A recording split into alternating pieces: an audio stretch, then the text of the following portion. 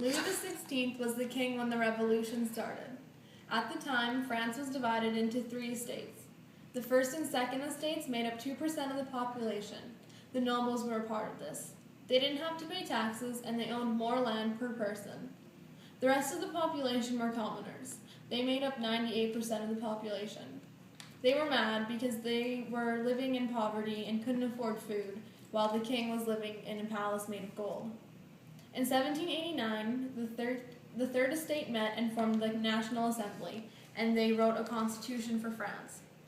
They met at a tennis court and took the tennis court oath, where they swore not to disband until a constitution was written. After this, Louis XVI ordered the First and Second Estates to join them. Louis XVI brought troops to Versailles, his palace, and the people of Paris feared he was going to stop the National Assembly, so they stormed the Bastille on July 14, 1789. This forced the National Assembly to go to work. By the end of August, they had written the Declaration of the Rights of Man. In October 1789, a crowd of women marched to Versailles and kidnapped the royal family and brought them to Paris.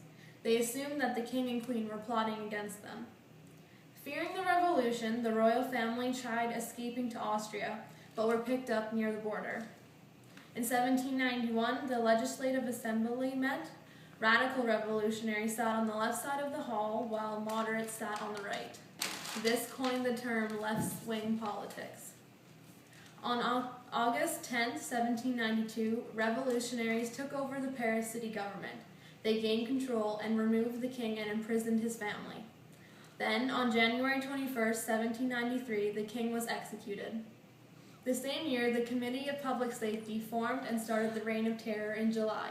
It lasted 1 year. Maximilien Robespierre led this and killed 20,000 to 40,000 people using the guillotine, who were thought to be counter-revolutionists. The Reign of Terror ended with Robespierre's head being cut off because they thought he was too radical